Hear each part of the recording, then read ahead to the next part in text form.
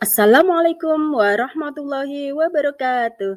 Saya Lilik Nuraini, calon guru penggerak Angkatan 7 Kabupaten Blora. Berikut ini aksi nyata modul 1.4 Budaya Positif. Perkenalkan, beliau berdua adalah Bapak Dwi Yulianto, fasilitator, dan Bapak Bambang Supriyono, pengajar praktik saya. Rancangan tindakan untuk aksi nyata. Latar belakang. Murid tidak suka peraturan karena peraturan membuat mereka dihukum saat melakukan pelanggaran. Mendapatkan hukuman sangat tidak nyaman dan cenderung akan mempermalukan dirinya.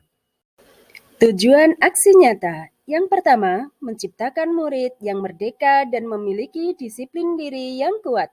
Yang kedua, menumbuhkan budaya positif di sekolah dengan meyakini nilai-nilai kebajikan universal. Tolak ukur keberhasilan aksi nyata. Yang pertama, terbentuknya keyakinan kelas melalui kegiatan membuat kesepakatan kelas yang dilakukan wali kelas dan siswa. Yang kedua, siswa mampu menerapkan dan menjalankan keyakinan kelas yang telah dibuat. Lini masa tindakan atau langkah-langkah pelaksanaan aksi nyata. Yang pertama, mengajukan gagasan kepada kepala sekolah dan menentukan jadwal pelaksanaan aksi nyata. Yang kedua, mengumpulkan rekan guru untuk melaksanakan group sharing tentang budaya positif dan penerapannya di sekolah. 3. Berkoordinasi dan berkolaborasi dengan wali kelas untuk membuat keyakinan kelas di kelas masing-masing. Dan yang keempat, memantau, merefleksi, dan mengevaluasi aksi nyata penerapan budaya positif di sekolah. Dukungan yang dibutuhkan, dukungan dari kepala sekolah, rekan guru, serta murid agar tindakan aksi nyata yang direncanakan dapat terlaksana dengan lancar dan menyeluruh. Yang kedua, sarana dan prasarana untuk menumbuhkan budaya positif di sekolah. Dan yang ketiga, dukungan orang tua murid dalam melakukan budaya positif di rumah. Berikut ini merupakan kegiatan implementasi budaya positif di lingkungan kelas dan sekolah SDN 1 Gagaan. Yang pertama saya lakukan yaitu menghadap kepala sekolah untuk menjelaskan pentingnya penanaman budaya positif dan keyakinan kelas di sekolah, serta meminta izin untuk mendesiminasikan bersama rekan guru. Beberapa contoh disiplin positif. Yang pertama, bersalaman selesai upacara. Kemudian infak pada hari Jumat, dilanjutkan Jumat berbagi, serta pembacaan sholawat nariyah bersama-sama. Assalamualaikum warahmatullahi wabarakatuh. Semangat pagi. Apa kabar hari ini?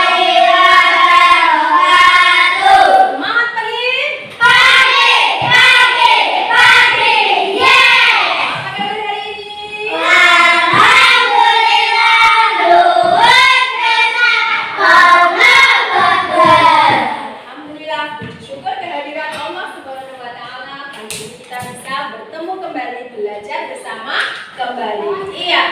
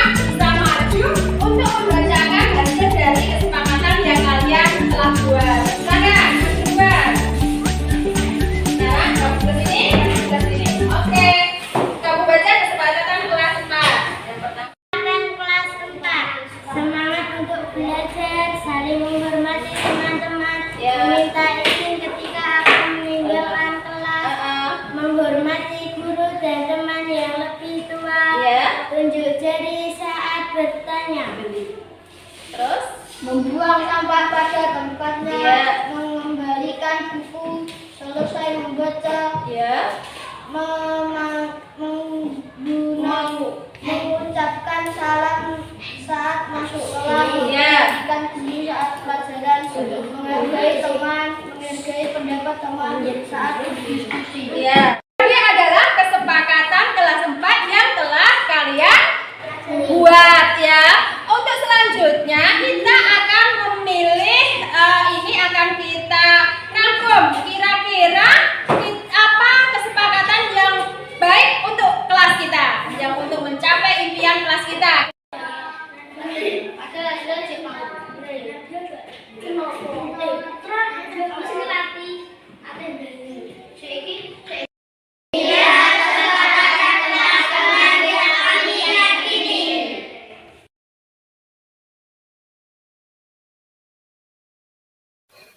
Berikut ini rekaman kegiatan diseminasi dalam mode group sharing mengenai pemahaman dan penerapan budaya positif di SDN 1 Gagakan bersama rekan guru SDN 1 Gagakan dan SDN 2 Gagakan, Kecamatan Sambong, Kabupaten Blora. Assalamualaikum warahmatullahi wabarakatuh. Yang terhormat Ibu Kepala Sekolah SDN 1 Gagakan, yang kami hormati Bapak Ibu Guru dari SDN 2 Gagakan dan SDN 1 Gagakan. Kemudian tak lupa juga yang kami hormati narasumber kegiatan grup sharing, yaitu Ibu Nuraini. Pertama-tama marilah kita ucapkan puji syukur kepada Allah karena pada kesempatan kali ini kita dapat berkumpul dalam acara grup sharing yang diselenggarakan sebagai salah satu tugas dari kegiatan pendidikan guru bergerak. Kemudian salawat serta salam mari selalu kita curahkan kepada Nabi besar Muhammad SAW. Semoga kita selalu termasuk dalam golongan umatnya yang telah mendapat syafaatnya di akhirat nanti. Amin. Perkenankan saya di sini sebagai moderator acara untuk menyampaikan susunan acara yang akan kita laksanakan pada hari ini. Yang pertama yaitu pembukaan, yang kedua sambutan Ibu Kepala Sekolah SDN 1 Gagakan, yang ketiga doa, yang keempat pemaparan materi oleh narasumber, yang kelima nanti akan kita adakan sesi tanya jawab, dan yang terakhir penutup.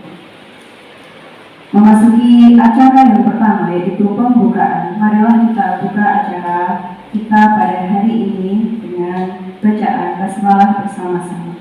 Bismillahirrahmanirrahim. Acara yang kedua yaitu sambutan dari Ibu Kepala Sekolah SDN 1 Gagakan. Kepada Ibu Sri Wahyuningsih kami persilakan. Assalamualaikum warahmatullahi wabarakatuh. Yang kami hormati narasumber dalam pemaparan materi, yang kami hormati pula rekan-rekan guru SD Negeri 2 Gagakan, juga SD Negeri 1 Gagakan. Marilah pertama-tama tak lupa mari kita panjatkan puja dan puji syukur kehadirat Allah SWT, yang mana pada siang hari ini kita bisa berkumpul di ruang kelas 5 ini dalam keadaan sehat walafiat. Semoga sampai nanti berakhirnya acara tidak ada halangan suatu apapun juga. Selanjutnya shalawat serta salam mari kita haturkan kepada junjungan Nabi besar Nabi Muhammad SAW, yang selalu kita rindukan syafaatnya dari hari ini hingga akhir hayat. Bapak serta Ibu sekalian, pada kesempatan siang hari ini nanti ada pemaparan dari Ibu Lili Nuraini untuk memaparkan apa yang telah didapat dari adanya program calon guru penggerak. Semoga dengan adanya pemaparan dari Ibu Lili Nuraini ini nanti bisa memberi manfaat kepada kita semua dan bisa mengajak kita untuk bisa bergerak. Seperti dalam motonya tergerak, bergerak, menggerakkan. Itu maksudnya kita dengan adanya teman-teman yang lulus daripada CGP bisa memberi motivasi kepada kita semua untuk bisa tergerak mengikuti jejaknya agar bisa meningkatkan kompetensinya sesuai dengan kemampuan kita masing-masing. Dan setelah mengikuti hati sudah tergerak, mengikuti kegiatan-kegiatan yang ada kaitannya dengan calon guru penggerak, bisa termotivasi untuk bisa meningkatkan kompetensi kita untuk bisa untuk bisa diamalkan di sekolah kita masing-masing. Saya kira hanya itu yang bisa saya sampaikan. Akhirul kalam. Wassalamualaikum warahmatullahi wabarakatuh.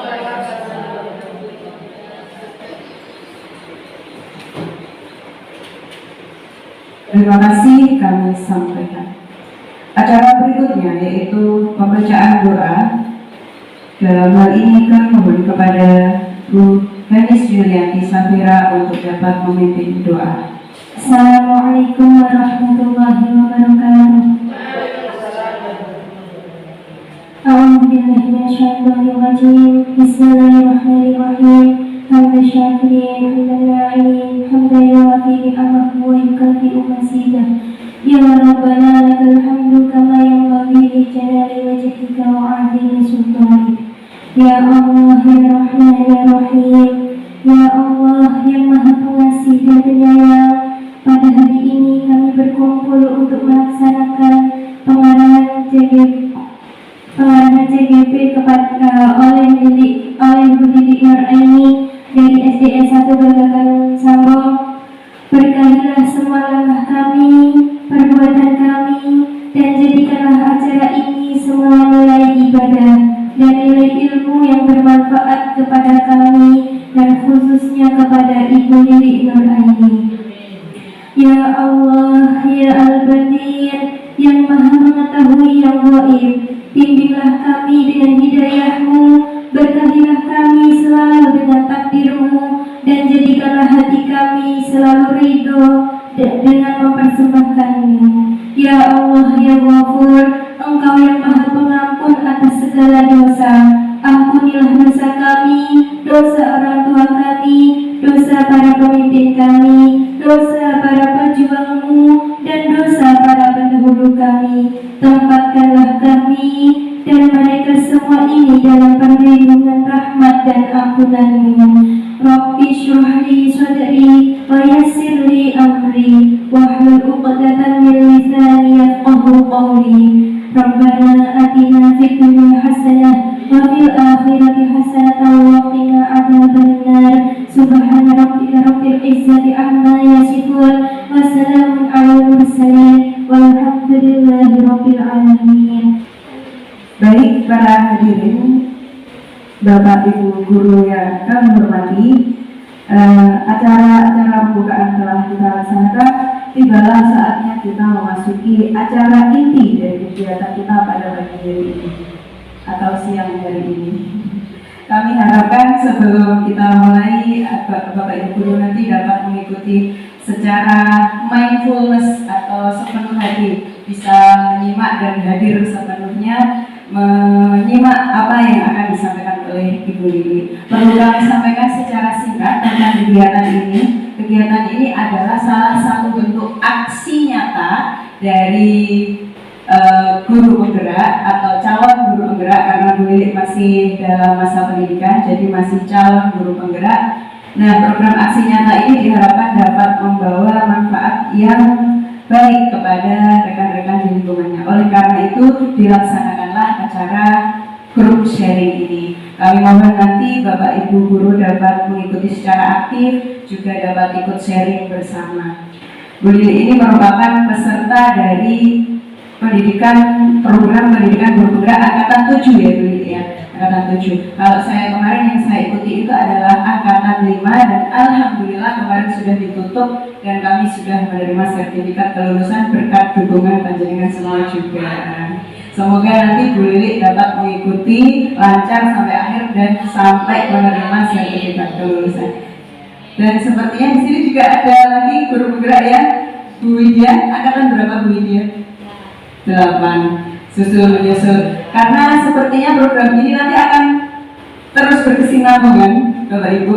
Jadi diharapkan se-Indonesia itu nanti jadi guru penggerak semua. Entah dikemas seperti apa programnya nanti, sepertinya mungkin dari guru penggerak ini akan melatih sehingga semua guru dapat memiliki sertifikat guru penggerak. Gambaran besarnya seperti itu. Baik, mungkin itu saja dari saya, pengantarnya cukup ya. Kita langsung saja ke intinya karena waktu juga yang terbatas. Kami persilahkan kepada Ibu Lili Nuraini untuk memaparkan apa yang akan di-sharingkan pada hari ini. Mohon tepuk tangannya terlebih dahulu Bapak Ibu. Silakan Bu Lili Nuraini. Iya, terima kasih Ibu Eni. Sekali lagi tepuk tangannya untuk Ibu-ibu. Ya, semangat saya ya. Ya, Assalamualaikum warahmatullahi wabarakatuh. Yang saya hormati Ibu Kepala SDN 1 Gagaan, yang kami hormati Ibu-ibu dari SDN 1 Gagaan dan juga dari SDN 2 Gagaan. Sebelumnya, marilah kita ucapkan puji syukur kehadiran Allah Subhanahu wa Ta'ala pada siang hari ini kita bisa berkumpul di ruangan SDN 1 Gagaan ini dalam keadaan sehat walafiat. Saya ucapkan terima kasih kepada Ibu Kepala Sekolah SDN 1 Gagaan, Ibu Sri Wahyuningsih, dan juga kepada seluruh rekan-rekan guru SDN 1 dan 2 Gagaan karena sudah berkenan untuk mengikuti kegiatan pengimbasan dari kegiatan saya sebagai seorang dalam pendidikan calon guru penggerak angkatan 7 ya, Kabupaten Boyolali. Di sini nanti saya hanya sharing ya Bapak Ibu ya, hanya sharing bukan untuk menggurui ya, kita saling belajar bersama ya Bu ya, belajar bersama apa yang sudah saya dapatkan dari pendidikan calon guru penggerak selama 2 bulan terakhir ini. Iya, sudah 2 bulan itu baru modul 1 Bu. Nah ini modul 1 sudah terakhir, sudah proses, dan ini adalah salah satu aksi nyata 1.4 yaitu melakukan pengimbasan budaya positif di sekolah saya. Ini harapannya nanti kita bisa bersama-sama menerapkan budaya positif di sekolah kita, juga di sekolah-sekolah yang lain. Makanya di sini saya mengundang dari SDN 2 Gagaan juga. Okay. Di sini nanti saya akan memaparkan, kita hanya sharing ya, sharing belajar bersama ya, belajar bersama tentang budaya positif dan penerapannya di sekolah. Sebelumnya, di sini ada pertanyaan pematik. Bapak Ibu setuju atau tidak kalau hukuman itu dapat mendisiplinkan anak? Kira-kira setuju betul? Setuju? Ada yang tidak? Tergantung suasana. Ada setuju, ada yang tidak ya. Terus yang kedua, pemberian hukuman dengan hal positif seperti membaca atau membersihkan halaman sekolah ini dapat meningkatkan disiplin anak. Setuju tidak? Setuju. Yeah. Setuju semua ya ini. Terus ada yang ketiga, memberi penghargaan itu dapat setuju? Saya setuju juga ya. Saya juga seperti itu kemarin. Ini nanti kita simpan dulu jawabannya ya. Nanti akan kita lihat bagaimana setelah kita belajar tentang budaya positif ini. Dalam kegiatan pemaparan kali ini nanti yang akan kita bahas topik dalam eksplorasi konsep yang pertama yaitu disiplin positif dan nilai-nilai kebajikan universal. Yang kedua, teori motivasi, hukuman dan penghargaan, restitusi. Yang ketiga, keyakinan kelas. Yang keempat, kebutuhan dasar manusia dan dunia berkualitas. Yang kelima, restitusi tentang 5 posisi kontrol. Dan yang terakhir, restitusi segitiga restitusi. Eksplorasi konsep yang pertama yaitu tentang disiplin positif dan nilai-nilai kebajikan universal. Menurut Dr. William Glasser dalam Control Learning yang kemudian hari berkembang dan dinamakan Choice Theory, meluruskan beberapa miskonsepsi tentang makna kontrol. Ya, di sini nanti ada ilusi bahwa guru itu mengontrol murid. Menurut Dr. William Glasser itu hanya ilusi. Guru mengontrol murid itu sebuah ilusi. Sebenarnya iya, hanya ilusi kita saja. Ilusi bahwa semua penguatan positif, efektif, dan bermanfaat. Kita memberikan penguatan positif kepada anak, itu juga merupakan sebuah ilusi. Terus, ilusi bahwa kritik dan membuat orang merasa bersalah, itu dapat menekan karakter. Kita memberi kamu itu salah, merasa bersalah, anak merasa bersalah, itu juga sebuah ilusi. Ilusi bahwa orang dewasa itu memiliki hak untuk memaksa. Kita itu bisa memaksakan kehendak kita kepada anak. Itu sebenarnya juga hanya sebuah ilusi. Karena semua kontrol itu sebenarnya ada pada anak itu sendiri, diri kita sendiri. Ya. Di sini ada gambaran permainan menggenggam, mengepalkan tangan. Ya, sebentar ya. Iya. Terima kasih Bu Sofi ya. Iya, di sini ada sebuah gambaran permainan, ada 2, yaitu di sini ada Bu Sofi, nanti sama 1 orang lagi. Di sini Bu Sofi akan saya berikan penguatan ya, disimpan dengan baik. Mungkin kalau tadi ada rayuan atau godaan atau sebuah tekanan atau apa itu bentuknya, silahkan jenengan pegang dan simpan dengan baik. Oke, sekarang setelah saya berikan keyakinan tadi, apakah ada godaan atau rayuan yang bisa menggoyahkan iman dari Bu Sofi ini? Silakan Bu Hanis. Oke, Bu Sofi. Iya. Apa itu? Enggak, saya itu cuma mau cerita ya Bu Sofi ya. Kemarin itu saya dikasih amanah dari Bu Lili untuk menanyakan, untuk meminjam barang berharga yang katanya itu dikasihkan ke Bu Sofi. Soalnya Bu Lili mau memberikan itu juga ke saya. Jadi saya boleh memegangnya sebentar atau tidak? Tidak boleh. Kenapa? Karena ini punya saya sendiri. Jawabannya punya saya sendiri. Punya saya sendiri. Saya hanya minta sebentar saja. Oh iya, tidak boleh ya deh. Ya udah, kalau itu cukup melihat pun. Oh jangan. Jangan ya. Oke, terima kasih Bu Lili.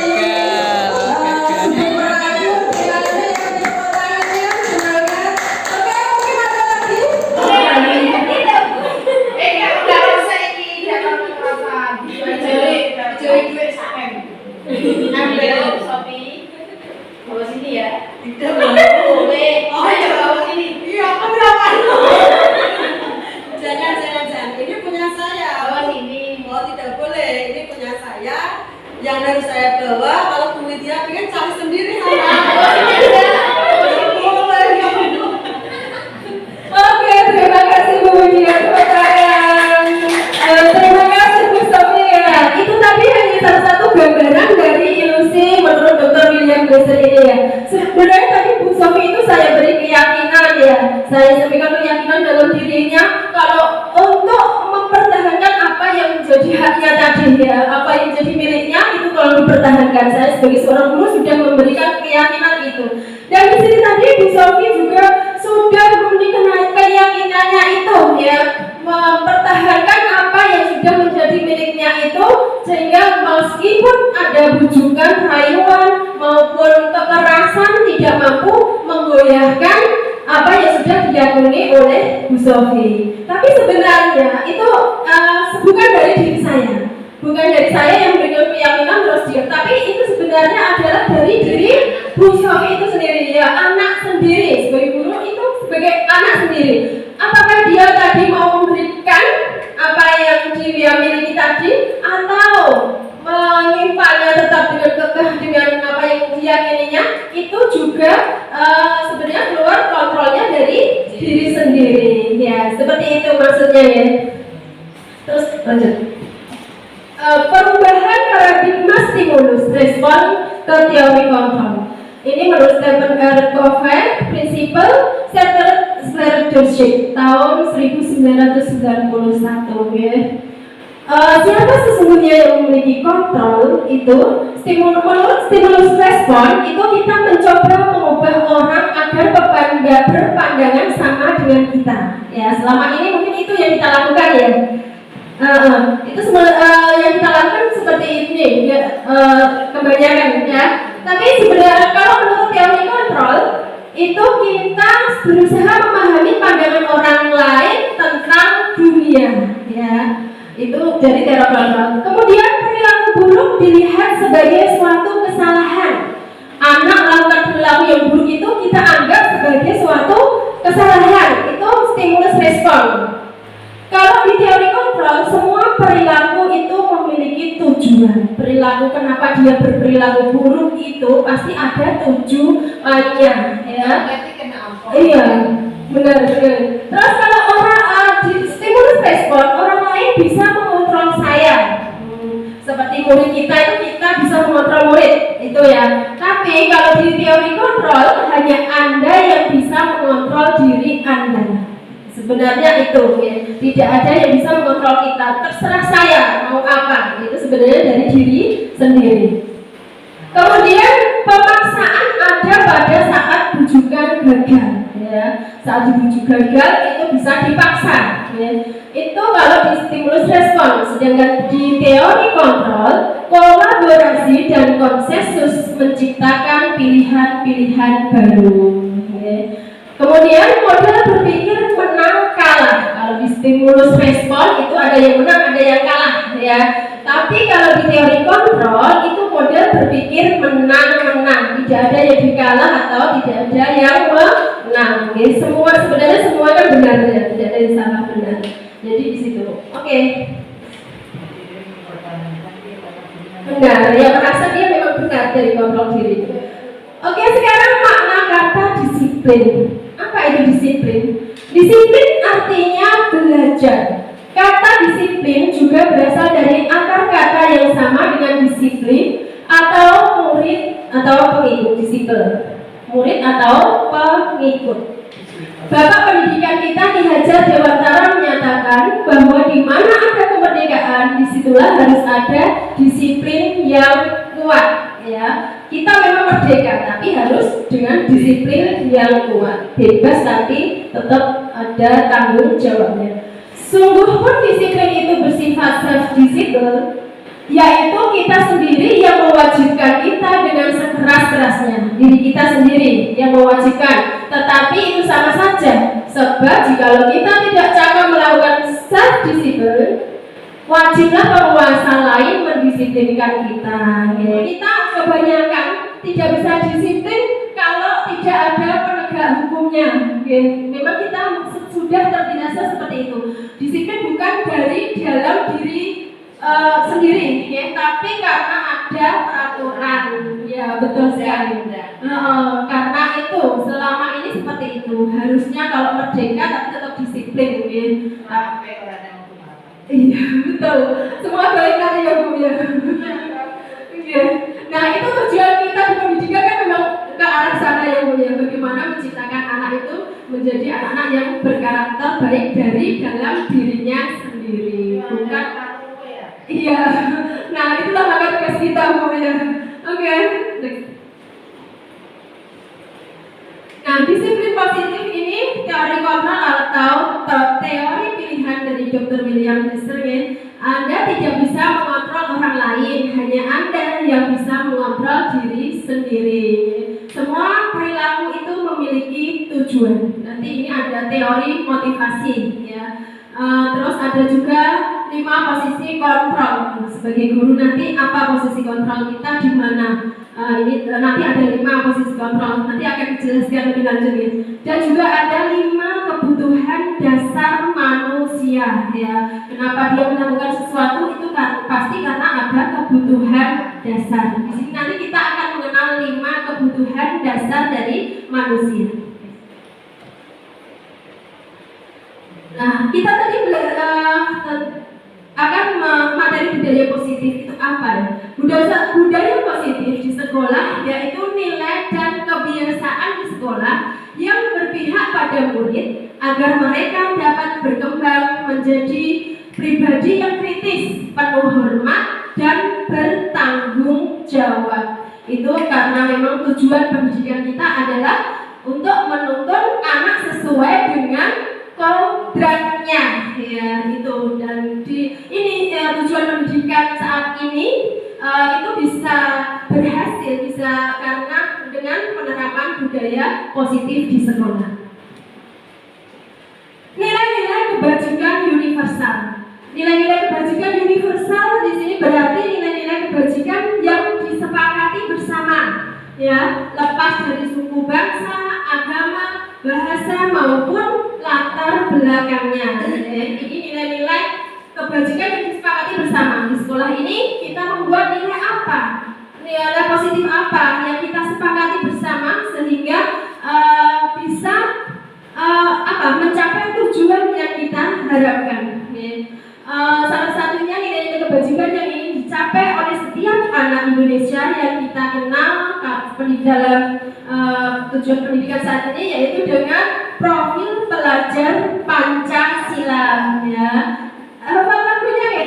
Pelajar Pancasila beriman dan bertakwa pada Tuhan yang esa dan berakhlak mulia, berkebinekaan beban, gotong royong mandiri, kreatif dan bernalar kritis.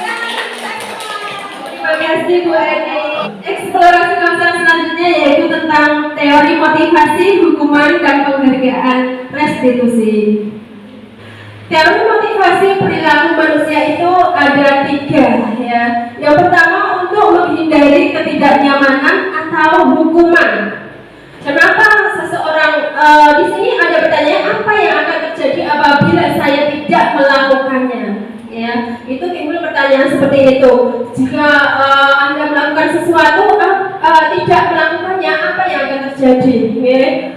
Seperti contoh kalau kita ini berangkat pagi, apa yang akan terjadi jika nanti saya tidak bisa berangkat pagi? Apakah nanti akan dihukum oleh kepala sekolah? Seperti itu, ya. Atau anak-anak kalau tidak berangkat pagi sesuai jadwal, nanti saya dihukum, disuruh lari-lari. Ya. Itu teori perilaku seseorang karena motivasinya dari mana itu?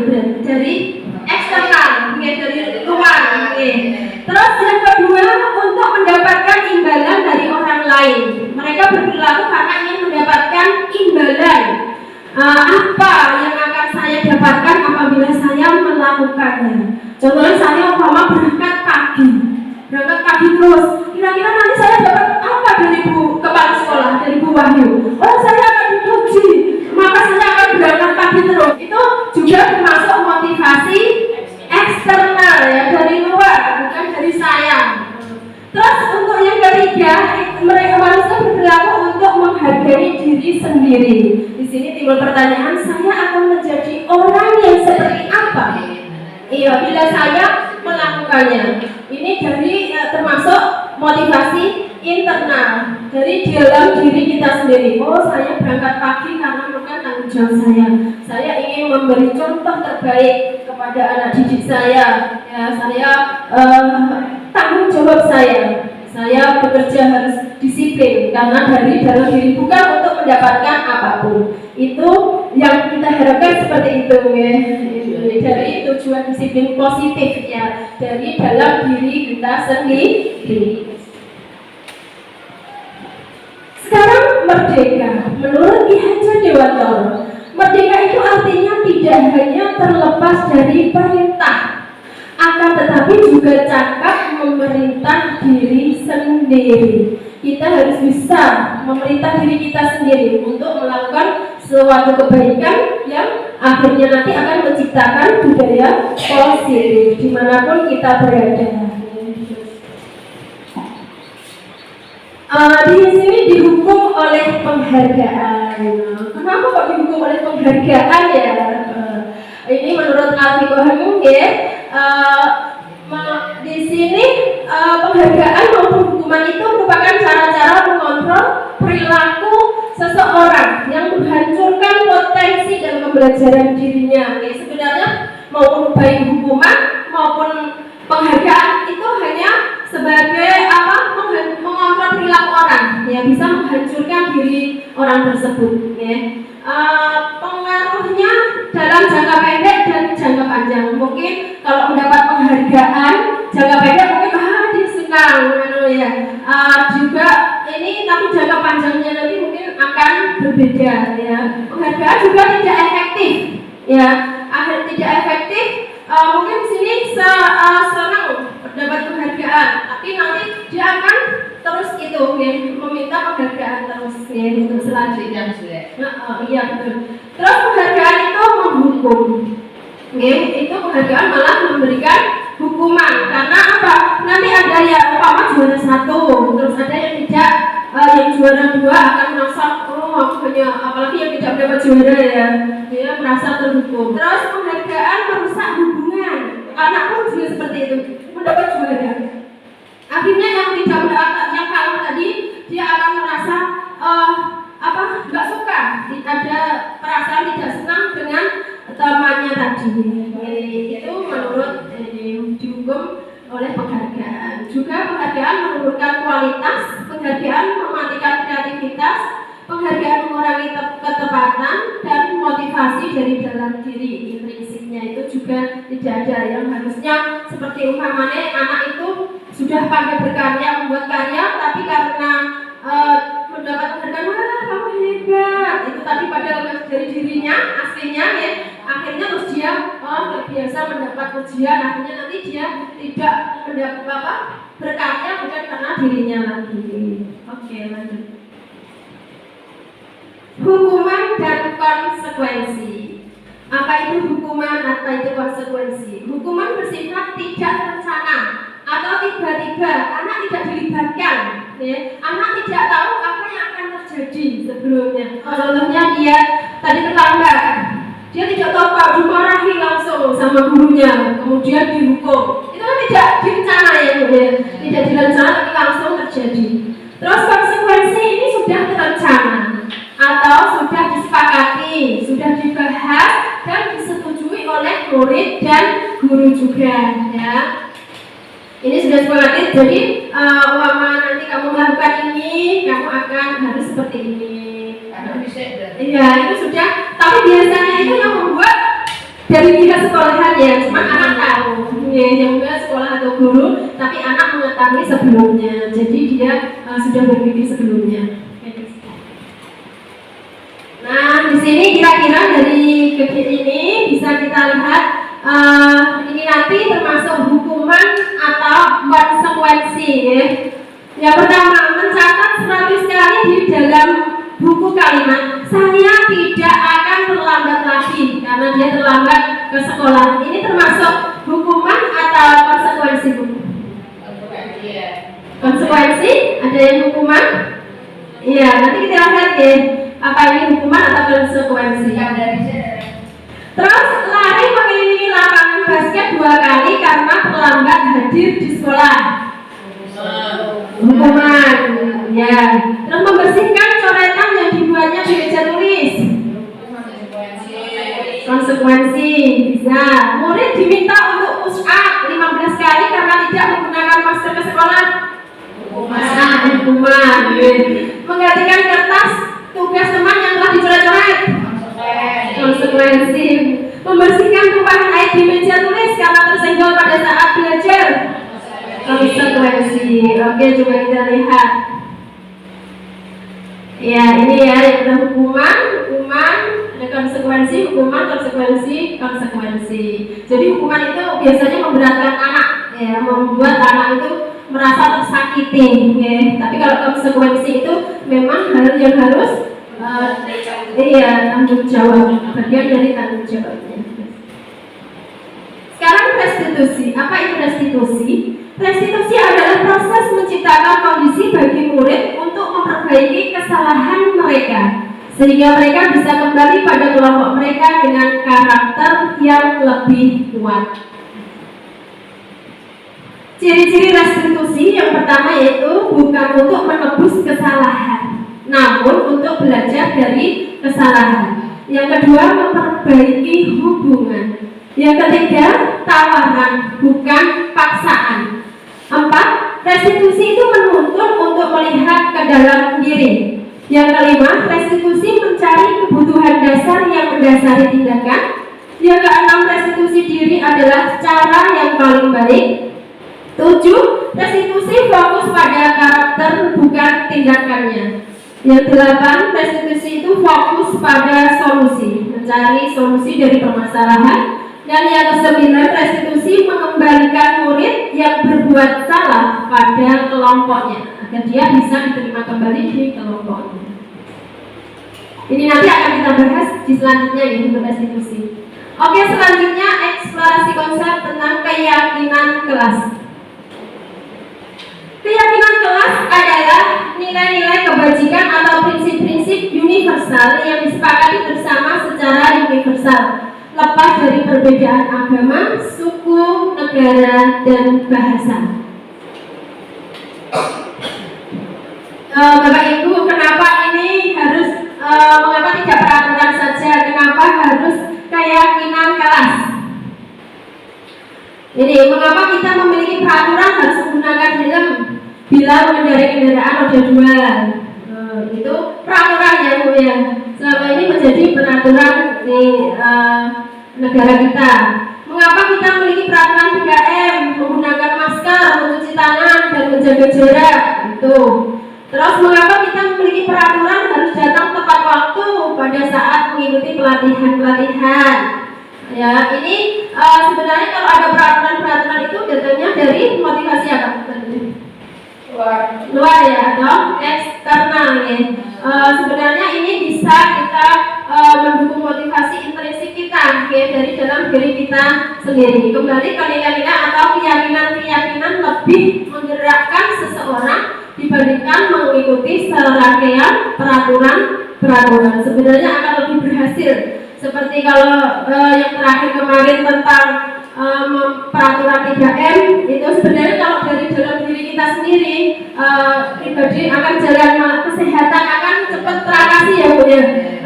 Masalah COVID kemarin itu akan cepat teratasi itu karena adanya motivasi intrinsik, iya, dari dalam diri sendiri. Nah, peraturan kelas yang kita buat itu akan kita tingkatkan menjadi keyakinan kelas ya. Ini peraturan kelas ini harus dibuat bersama-sama seperti tadi ya.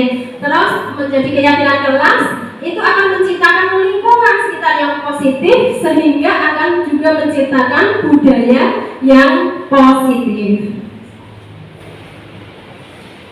Nah, menurut ibu-ibu yang mana yang merupakan keyakinan kelas? Dari ini ya, yang hijau sini terus sama sini kesepakatan. Ini sama-sama tulisannya kesepakatan kelas. Ini yang bisa menjadi keyakinan kelas. Kira-kira yang mana? Yang hijau? Ada lagi? Yang hijau ini yang sini ya, datang tepat waktu, mengucapkan salam, terus menjaga kebersihan sekolah, berdoa sebelum dan sesudah kegiatan, aktif dalam pembelajaran dan tertib. kalau kesepakatan kelas, kami guru dan murid yang saling menyayangi, kami murid yang semangat belajar, dan kami murid yang peduli dengan teman-teman. Yang penting, alasannya kira-kira apa? Sofi apa tuh? Sofi. Ada yang betul. Apa? Kenapa saya pilih Putri? Karena mungkin di sini antara guru dan murid saling terlibat. Jadi tidak hanya menekankan pada siswanya saja, tapi guru di sini juga memberikan contoh. Karena dari contoh ini mungkin anak-anak juga akan muncul atau timbul rasa yang sama dengan contoh yang diberikan. Oke, terima kasih. Boleh tepuk tangan untuk Bu Sofi. Terima kasih sekali ya. Kalau yang merupakan keyakinan kelas yang serupa putih, ya, itu dibuat bersama-sama, ya, antara di kelas dibuat bersama-sama dan disepakati bersama, dan di sini juga menunjukkan lebih mudah dipahami juga, ya, saling menyayangi, semangat dalam belajar, gitu ya. Guru juga melaksanakan, begitu juga dengan muridnya, ya. Jadi bisa guru juga bisa memberi contoh untuk anak-anaknya juga. Oke, di sini dalam pembuatan keyakinan kelas, kegiatan pendalaman keyakinan kelas itu bisa kita buat dengan tabel T dan tabel Y. Ini ya, mungkin ini memang di kelas besar. Ini ya, tabel Y di sini umpama kita hormat itu yang bagaimana, terdengarnya bagaimana, terus perilakunya bagaimana, terlihatnya bagaimana, gitu, ya. Itu ya bisa terlihat. Hormat itu dikatakan hormat itu yang bagaimana? Itu perilaku, bisa dilihat dari perilakunya. Terus terdengarnya, kalau kita melihat dia itu bagaimana, dia caranya bicara. Terus terlihat, kita bisa melihat itu bagaimana. Terus juga dengan tabel T itu tampak seperti dan tidak tampak seperti apa. Ini cara, ya, cara membuat keyakinan kelas. Juga sama ya, kegiatan pendalaman keyakinan kelas juga tampak seperti ini. Datang tepat waktu. Terus kalau tidak tampak sering terlambat, berarti tidak tampak. Ya. Menyapa teman dan guru setiap hari, gitu ya. Terus tidak tampaknya seperti tak acuh kepada teman dan gurunya kalau ketemu. Ya, di sini kita belajar bersama tentang peraturan dan keyakinan kelas ya. Kalau selalu kembalikan buku ke tempatnya, itu kira-kira kalau keyakinan kelasnya apa? Tanggung jawab bersama, ya. Terus kalau dilarang mengganggu orang lain, itu peraturan. Kan dilarang mengganggu orang lain merupakan peraturan. Kalau keyakinan kelasnya kira-kira apa, Bu? Menghormati orang lain, ya bisa. Terus hadir di sekolah 15 menit sebelum pembelajaran dimulai. Iya, masih ada jalan berarti Ibu. Masih larangan, itu masih peraturan ya, masih peraturan. Disiplin, datang lebih awal, datang tepat waktu, ya betul. Terus bergantian atau menunggu giliran.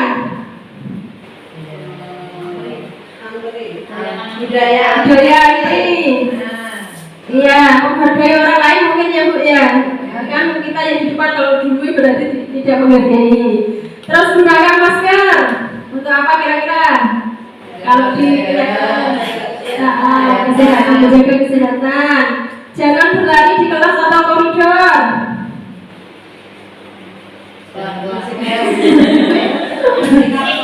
Bersikap sopan. Oh iya. Sekarang coba betul nggak itu? Iya, ini ya, selalu kembalikan buku ke tempatnya itu dalam keyakinan kelas merupakan tanggung jawab. Dilarang mengganggu orang lain, itu menghormati orang lain. Hadir di sekolah 15 menit sebelum pembelajaran, itu juga menghormati orang lain, komitmen juga. Dilarang melakukan kekerasan, itu keselamatan, ya, dan menghormati orang lain. Dilarang menggunakan narkoba, kesehatan. Bergantian atau menunggu giliran, menghormati orang lain. Gunakan masker, ini juga kesehatan, keselamatan, ya. Terus jangan berlari di kelas atau koridor, itu keselamatan, keamanan juga. Nah, ini salah satu proses pembuatan keyakinan kelas yang saya lakukan kemarinnya ini ya bersama anak-anak kelas 4. Ini tadi membuat setiap anak membuat, terus ini yang kesepakatan yang mereka buat itu dijadikan satu, dipilih ya, yang kan banyak anak hampir sama, akhirnya dijadikan satu, dipilih yang baik, kemudian ditempel bersama-sama, ya, seperti ini. Jadi anak ikut yang mereka yang membuat, ya, yang mereka yang menempel, dan itu bisa menjadi keyakinan mereka, diyakini mereka, sehingga mereka benar-benar bisa menjalankan apa yang telah menjadi keyakinan. Apalagi anak kecil ya, dia pengennya kan explore segalanya. Oke, next. Eksplorasi konsep selanjutnya yaitu tentang kebutuhan dasar manusia dan dunia berdualitas. Masih semangat ya Bapak Ibu ya? Masih.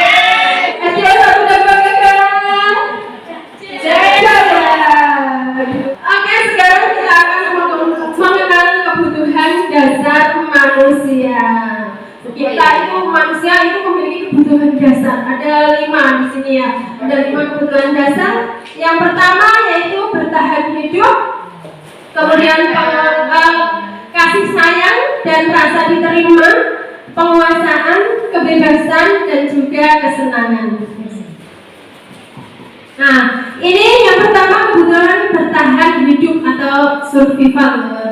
Ini kebutuhan yang bersifat fisiologis untuk bertahan hidup, misalnya tentang kesehatan, rumah, dan juga makanan. Ini saya punya contoh nanti di sini kira-kira kenapa dia di kebutuhan dasar 1 atau sampai 5 tadi. Ini contohnya umpamanya di kelas saya itu seperti Al-Fatah itu mengganggu temannya.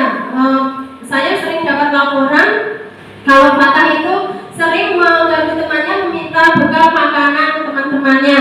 Itu saya sering mendapat itu. Ini hanya contoh ya, hanya contoh.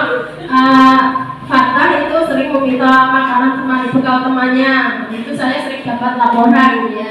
Ini nanti umpama di kebutuhan bertahan hidup, kebutuhan yang bersifat fisiologis untuk bertahan hidup, misalnya kesehatan, rumah, dan makanan. Saya memanggil Fatah, kemudian saya akan bertanya, kenapa kamu mau minta memaksa makanan pada temanmu? Jika kalau dia kebutuhan bertahan hidup, karena apa kok? Karena lapar ya. Kira-kira jawaban dia bagaimana? Ya, benar, karena lapar. Ya, karena lapar tidak makan pagi aja ya. Ya, betul sekali deh. Pasti jawabannya saya lapar karena tadi tidak sarapan, tidak dibuatkan ibu bekal, seperti itu. Betul sekali ya. Itu termasuk kebutuhan bertahan hidup. Terus yang kedua, kasih sayang dan rasa diterima. Ini kebutuhan untuk diterima. Kebutuhan akan hubungan dan koneksi sosial, ya. Kebutuhan untuk memberi dan menerima kasih sayang, saling menyayangi dengan teman. Kebutuhan untuk merasa menjadi bagian dari suatu kelompok. Kalau dari kasusnya Fatah tadi, kira-kira dia akan mengucapkan apa? Saat saya tanya, dia akan apa ini? Terkadang gini, alasannya bisa mungkin dia dari lingkungannya, mungkin orang tuanya ya, orang tuanya tidak membuatkan bekal, mungkin dari situ dia rasa kasih sayangnya mungkin dianggapnya kurang karena berbeda dengan teman-temannya, juga rasa kurang diterimanya di sini, mungkin kenapa saya berbeda dengan teman yang lain, muncul keadaan seperti itu. Iya, betul sekali ya. Di sini dia butuh kasih sayang, ya. Dia mengganggu temannya karena ini diperhatikan, ini seperti itu ya Bu ya. Oke, next lanjut. Kebutuhan manusia yang ketiga yaitu penguasaan atau kebutuhan pengakuan atas kemampuannya. Dia agak berharga, bisa membuat perbedaan, dia bisa membuat pencapaian kompeten, diakui, dihormati. Kenapa kok dia tadi minta makanan temannya? Kira-kira karena apa?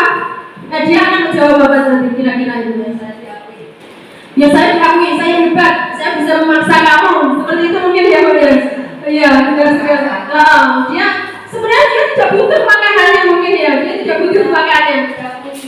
Di lingkungan anak-anak seperti ini biasanya ingin menjadi pemimpin. Yang keempat, kebebasan, kebutuhan akan pilihan, kebutuhan akan kemandirian, otonomi, memiliki pilihan dan mampu mengendalikan arah hidup seseorang. Dia ingin bebas. Ya, mungkin dia akan terhadap kebutuhan dasar manusia yang ketiga itu juga memunculkan kebebasan untuk dia. Setelah dia mendapat pengakuan dari teman-temannya, kan dia merasa lebih dan yang lain merasa lebih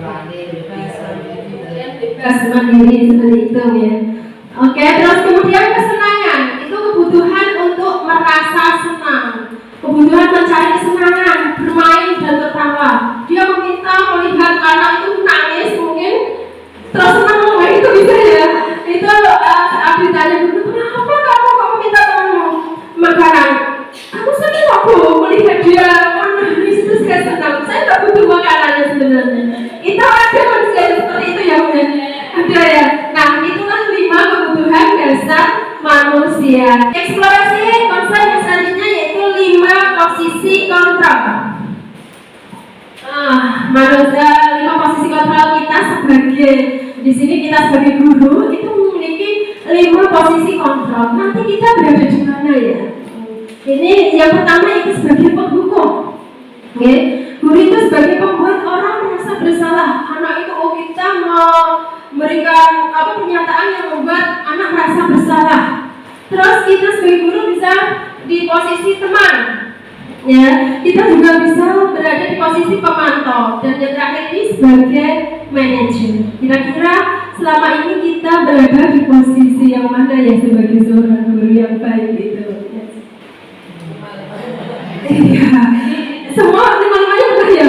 Saya juga pernah menjadi penghukum, juga pernah ya menjadi pembuat orang merasa bersalah, itu juga pernah. Mungkin sama kita ya. Selama ini saya juga sering seperti ini. Ini di identitas gagal itu kontrolnya dari luar. Itu biasanya sebagai penghukum dan pembuat orang merasa bersalah. Kita di posisi ini kalau identitas itu gagal. Itu dia penghukum itu guru berbuatnya menghardik, menunjuk-nunjuk, menyakiti, menyindir gitu ya. Terus kalau kamu tidak melakukannya awas, rasakan hukuman ya, mengancam kamu akan tak hukum nanti.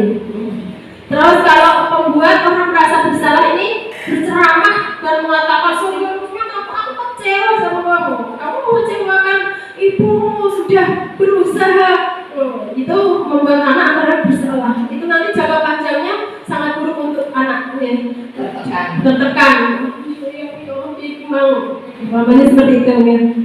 Terus selanjutnya identitas berhasil atau sukses tapi masih dari kontrol dari luar juga. Itu sebagai teman dan pemantau. Kalau teman itu membuatkan alasan-alasan untuk muridnya, tapi dia akrab, ya akrab, memberitahu anak yang bersalah itu dengan akrab, seolah-olah seperti temannya, itu sebagai teman. Tapi anak nanti akan ketergantungan. Kalau tidak dengan guru itu, dengan guru lain, nanti dia tidak bisa menolongnya. Betul sekali, hanya dengan guru yang merasa teman tadi. Oke, ya tapi juga kadang kita seperti itu juga. Semua itu prosesnya. Ada yang seperti itu. Nanti kita lanjutkan. Terus pemantau itu menghitung dan mengukur apa peraturannya, ditetapkan, diberitahukan, ya. Menyesuaikan diri bila diawasi. Murid meletakkan guru peraturan dan hukum di dunia berkualitas. Ya, dia sesuai dengan apa peraturan yang sudah dibuat. Terus identitas ini berhasil atau sukses dari dalam diri anak itu sendiri, yaitu kita di posisi manajer. Manajer ini mengajukan pertanyaan-pertanyaan, kenapa kamu melakukan kesalahan, terus motivasimu apa, terus kira-kira apa yang akan kamu lakukan jika nanti untuk memperbaiki kesalahan ini. Kita arahkan, guru mengarahkan agar nanti dia tidak merasa makel ya, dia malah berusaha untuk oh iya tadi aku salah, menyadari kesalahan itu, kemudian untuk tidak mengulangi lagi dan akan melakukan yang lebih baik lagi. Itu kalau kita usahakan untuk menjadi guru nantinya dengan terutama di posisi manajer ini. Nah, ini ada pernyataan-pernyataan kira-kira saya kecewa sekali dengan kamu. Ini di posisi apa kira-kira? Saya kecewa sekali dengan kamu. Tadi itu di posisi apa? Ada yang pertama tadi pembuku, pembuat merasa bersalah. Ya betul. Nanti kita cek ya, pembuat merasa bersalah. Terus kamu tidak pernah benar melakukannya. Salah berarti sebagai penghukum. Terus ayolah lakukan ini Bapak, teman. Apakah kamu mau mendapatkan stiker bintang hari ini? Manajer? Atau teman? Pemantau? Pemantau? Terus bagaimana kamu bisa menyelesaikan masalah ini? Manajer? Kamu selalu yang paling terakhir. Penghukum?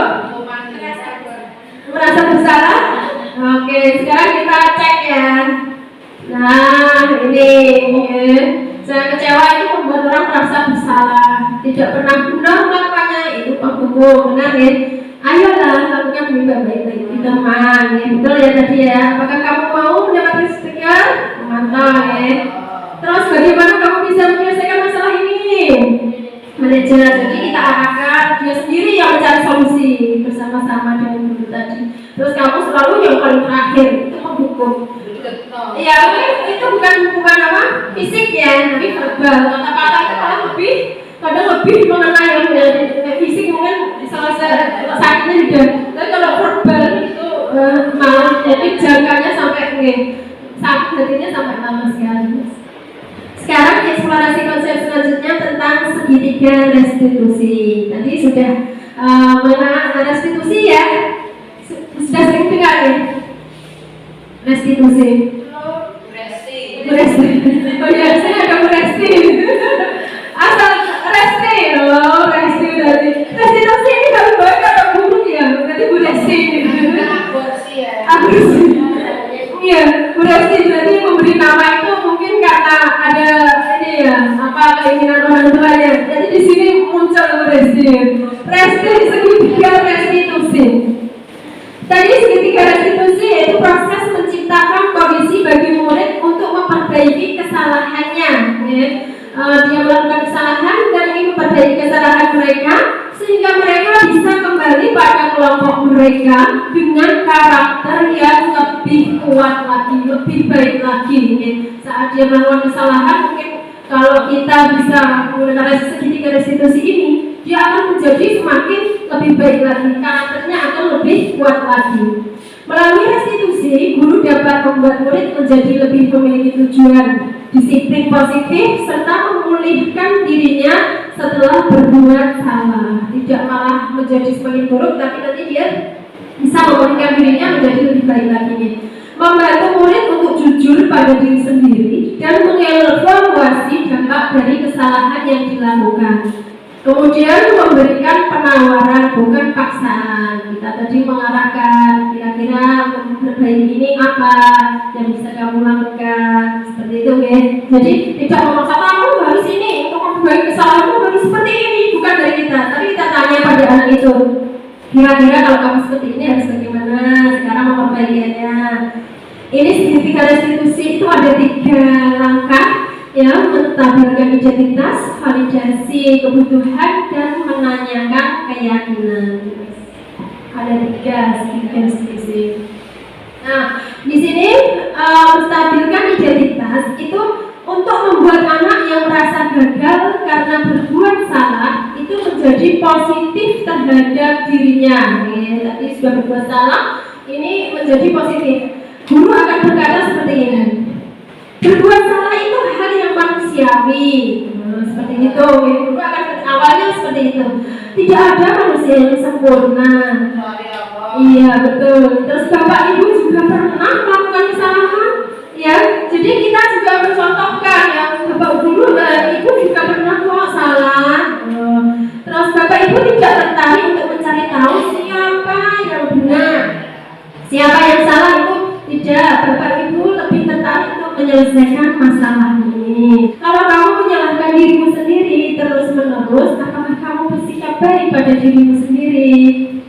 Itu, iya, contoh-contoh pertanyaan kita sebagai menstabilkan identitas ini di awal saat kita memanggil anak itu. Terus yang kedua, langkah kedua yaitu validasi kebutuhan. Di sini membantu siswa mengenali basic need atau kebutuhan yang ingin dipenuhinya ketika melakukan kesalahan itu. Pada dasarnya setiap tindakan manusia itu tujuannya adalah memenuhi kebutuhannya yang tadi ya. Apakah itu powernya, freedom, love, dan lima kebutuhan dasar manusia tadi. Di sini contohnya guru akan berkata seperti ini. Kamu bisa saja kan melakukan hal yang lebih buruk, tapi kamu tidak melakukannya kan? Seperti itu. Iya. Terus kamu pasti punya alasan mengapa kamu melakukan hal itu, melakukan kesalahan itu. Terus apa yang penting bagi kamu? Kamu boleh tetap berusaha menjaga sikap itu, tapi tambahkan sikap lain yang baru. Maukah kamu belajar cara lain untuk mendapat yang kamu butuhkan tanpa harus memukul? Anak ini memukul ya Bu ya. Ini bisa seperti ini kita lakukan. Ya. Apakah kamu bisa melakukan dengan lebih baik besok lagi? Seperti ini contoh-contoh pertanyaan saat kita melakukan validasi kebutuhan. Jadi bimbingan khusus. Iya, bimbingan khusus saat anak melakukan kesalahan. Ini untuk per anak ya Bu ya. Terus yang terakhir ini kita menanyakan keyakinan kelas. Anak melihat kesalahannya itu dihubungkan dengan norma sosial dan nilai-nilai yang mendasari manusia berinteraksi dengan orang lain. Ini guru akan berkata, ini yang terakhir ya, yang berkata apa nilai yang kita percaya di kelas atau sekolah kita. Terus nilai-nilai universal apa yang telah kita sepakati. Terus kelas yang ideal itu yang seperti apa sih? Itu bisa ditanyakan pada anak. Nanti dia mungkin akan menjawab, mamanya rame ya Bu, mamanya rame di kelas bertengkar. Oh, di kelas ideal dia mungkin akan menjawab. Nanti kita akan mengarahkan. Kamu ingin jadi anak seperti apa? Pasti dia akan jawab yang baik-baik ya Bu, ya akan menjadi anak yang baik ya Bu, anak yang hebat ya. Tapi kenapa melakukan itu kan nanti dia, oh berarti dia menyadari salah sendiri dan akan berbuat yang baik. Apa yang kamu rasakan ketika kamu melakukan itu? Kamu menjadi orang yang seperti apa? Tetap kita tampung jawaban mereka, nanti kita arahkan dia bisa mencari solusi terbaik sehingga nanti dia tidak akan pernah mengulangi kesalahan yang sama. Ini ada contoh apa yang sudah saya lakukan kemarin kan?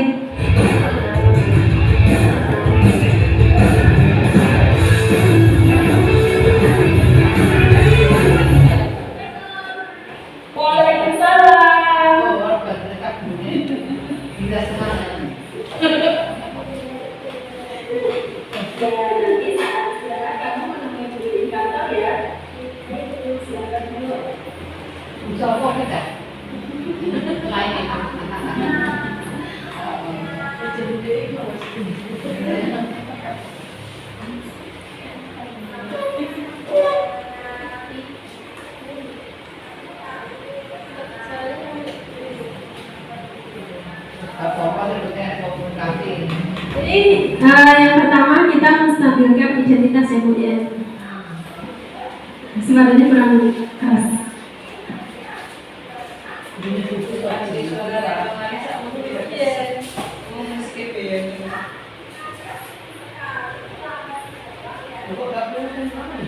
Ya, ini yang kedua, melakukan validasi tindakan yang salah.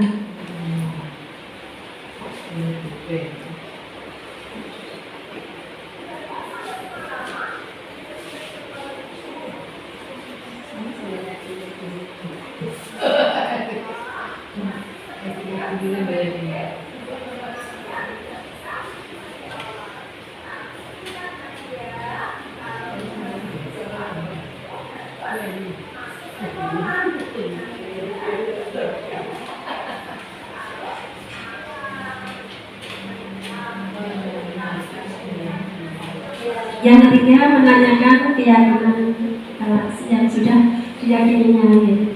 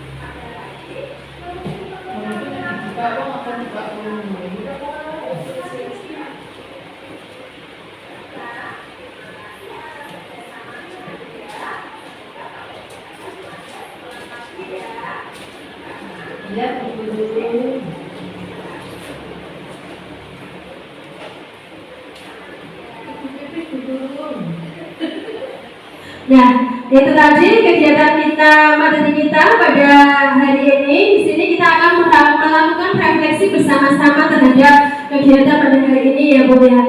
Yang pertama, hal baru apa yang mengubah paradigma saya yang saya dapatkan? Kira-kira ada yang langsung mau menjawab ini?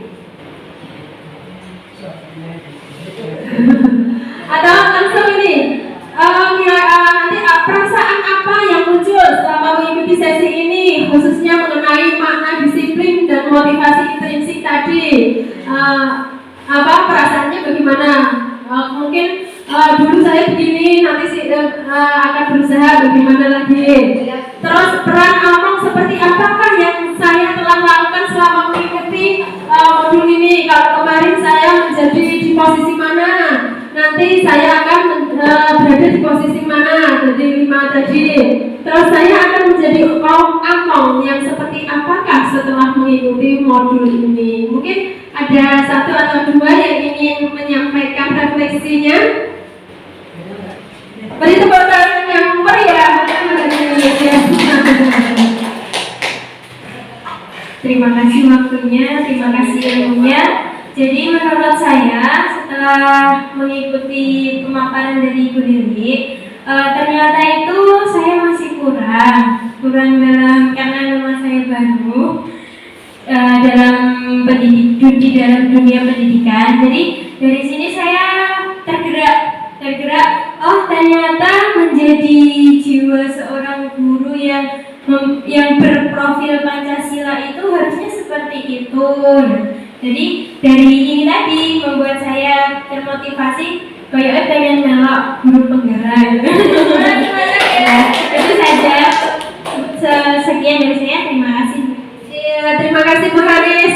Saya doakan untuk teman-teman semuanya nanti bisa mengikuti program pendidikan guru penggerak ini ya, sehingga kita bisa menciptakan budaya positif di sekolah kita ini bersama-sama. Mungkin satu lagi dari Bu Muria, pesan-pesan jika nggak apa-apa Bu buat saya dan teman-teman boleh ya, untuk kemajuan kita bersama. Terima kasih. Assalamualaikum warahmatullahi wabarakatuh. Waalaikumsalam warahmatullahi wabarakatuh. Terima kasih yang diberikan kepada saya untuk memberikan kesan dan pesan terhadap pemaparan Bu Lili. Yang pertama Bu Lili ya, dengan adanya pemaparan baik itu yang pertama dari guru CPG Bu Eni sudah berjalan dengan lancar, yang kedua dilanjut dengan Bu Lili. Ternyata saya semakin salut dan semakin terinspirasi, ingin setidaknya melakukan hal yang apa dipaparkan oleh Bu Lili. Mudah-mudahan bisa, dan mungkin ini merupakan ketukan hati untuk menuju ke hal yang positif. Begitu Bu Lili ya. Dan yang kedua, ini semoga untuk pemaparan ini jangan hanya sekali ini saja, mungkin dilanjutkan yang lebih mendalam lagi, mungkin pertemuan yang akan datang. Karena apa? Dianggapnya teman-teman ini juga membutuhkan imbas dari CGD. Gitu Bu Yemi ya. Terima kasih waktu yang diberikan pada kami dan saya kembalikan. Assalamualaikum warahmatullahi wabarakatuh. Iya, terima kasih Bu Muria. Terima kasih atas pesan-pesannya. Semoga kita bisa bersama-sama Bu Muria ya, menuju ke arah yang lebih baik, membawa sekolah ini menuju sesuai dengan tujuan pendidikan kita, membawa anak-anak ke budaya positif. Amin. Demikian tadi kegiatan kita pada siang hari ini. Terima kasih sekali sudah hadir di sini mengikuti kegiatan pemaparan saya. Saya sangat-sangat berterima kasih ya Bu, dan mohon maaf apabila dalam penyampaian saya ada yang kurang berkenan. Terima kasih sudah meluangkan waktunya. Mohon maaf ya sudah mengganggu waktunya ya. Dan semoga kita bisa bersama-sama membawa sekolah ini, juga sekolah dari SDN 2 Gagaan semakin maju ya, semakin menguatkan karakter peserta didik kita sehingga mampu menciptakan budaya positif. Amin. Terima kasih. Wassalamualaikum warahmatullahi wabarakatuh.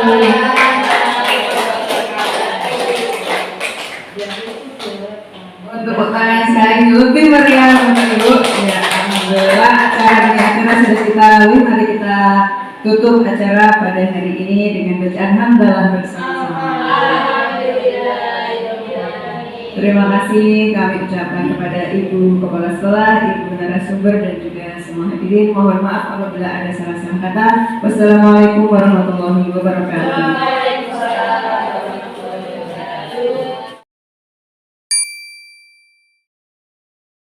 Assalamualaikum warahmatullahi wabarakatuh. Saya junior kelas 4 SDN 1 Gagaan.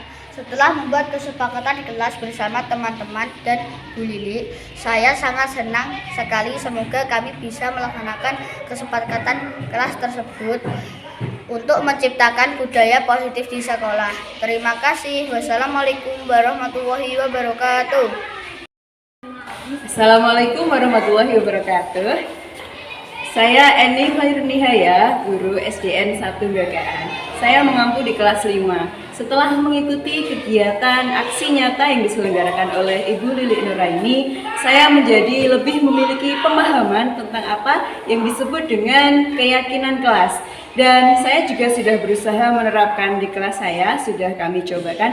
Ternyata hal itu dapat berdampak positif terhadap anak-anak. Anak-anak terlihat lebih bersemangat dan dapat mengerti bagaimana membangun karakter yang baik dan membangkitkan motivasi mereka secara intrinsik. Demikian testimoni dari saya. Wassalamualaikum warahmatullahi wabarakatuh. Terima kasih. Salam guru penggerak.